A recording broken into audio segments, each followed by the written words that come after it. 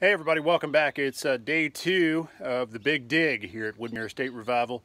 Our crew is on the scene again today, working the mini excavator and the skid steer, digging out the foundation behind the house, tearing out the slab that the air conditioning units were sitting on, and ripping out the last of the drainage tile from around the house. The drainage tile was packed, no big surprise here, with roots, rocks, and dirt. It was pretty much impassable in along most of the foundation. So it's no wonder the water wasn't going anywhere. So the water was just sitting against the house and creeping through the block, under the block, in between the slab, or in between the footer and the block, and entering the crawl space. Now they've dug all that out, we're actually seeing water come back out of the crawl space into the ditch that is remaining after they exposed the foundation today. So let's take a look. So here's where we stand with the trenching around the back of the house. They've gotten down to right here underneath the kitchen window, and then they came over here at the end of the day and ripped out that big poured slab that the air conditioning units were sitting on, the condensing units. 2 units were sitting here, so they got that ripped out. Tomorrow they're going to finish digging all along the back wall of the house here, and we'll carry the trench all the way down through here. They got a big stack of drainage pipe sitting out in the driveway. After they get the foundation completely exposed, we will wash down the exterior of the foundation, brush it, wash it, and then let it dry, and then we'll go ahead and paint it with a good heavy coat of foundation sealant. There you can see one of the many penetrations coming through the foundation wall. There was a gas line that came through there. On further down there was an electric wire coming out there. There was another electric wire there. It's no wonder that water was coming through in so many different places. But if you look down in the bottom of the trench here, you can actually see where water is ponding down here right on the footer. And that was pretty dry when they dug it out. But then as the day has gone on, more and more water has kind of filled in here. Now I'm sure some of it's groundwater and it's coming in from the hillside, but some of that is more than likely coming right back through from inside the crawl space. So on back down here, you can see where the ditch actually carries around the side of the house and out through the old fence around the pool there.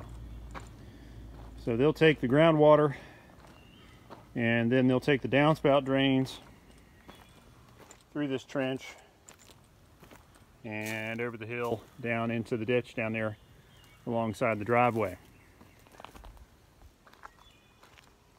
So not only will they have a trench all along the house, but they're also going to have one dug all along this back wall. And they're going to install a drain at the base of this wall as well. And they'll go ahead and get all the water pulled out of here as well, so that it's not running out onto the patio. And then both ditches, once they got the drain pipe installed and waterproofing done, they'll go ahead and fill the entire thing up to the top with rock. The previous contractor, when the house was built, they put the clay tile in there, a little bit of pea gravel on top of it, and the rest of it was just packed clay. So it's no wonder we had so many issues with water against the back of this house. And it's gone on for a long time. They've tried to do several different fixes. They kind of dug some ditches around the inside of the foundation and ran them to the front of the house and put a drain box in the crawl space, and so water can kind of collect along the foundation walls and then run into the living room and go into that drain. Crazy. Not ideal. So once we get done with this, we'll go ahead and get the whole inside of the house dried out. The contractor's bringing in a big vac truck, and they will use that to suck out all the contents of the crawl space. So the filth and the water, they'll get all the trash out, get the old vapor barrier out. Then they're going to go ahead and scrape out all the contaminated soil from where water's been leaking in and where the sewer leaked. They'll scrape out all the contaminated soil, and then they'll go through the entire crawl space and spray it to kill off any remaining bacteria or organisms underneath there. And once they got that done and it's all good and dry, then they'll go ahead and start putting back the framing members. So we're going to start to see a lot of exciting changes here very soon. Keep hanging out with us this week, and we will keep giving you updates daily and showing you how the work is progressing. It's really moving along pretty quickly. We got a great crew here, and they're getting a lot done. This is the mini excavator they're using, the Bobcat 331 here.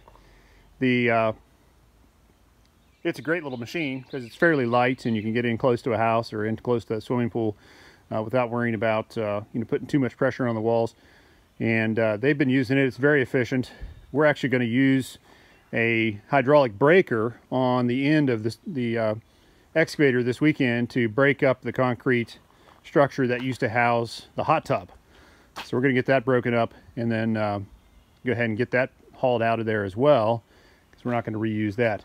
Unfortunately, the skid steer had a blowout today, so they got to get the service guys out here tomorrow to reseat the bead of the tire and get this thing back into action. So that's all we got for this evening. I'll be sure to get down here tomorrow and give you guys another update. Amber's going to try to come down some during the day so she can actually catch some of the action, and then we'll come down and do a wrap up of day 3 for you tomorrow. So have a great evening, and we'll see you again real soon.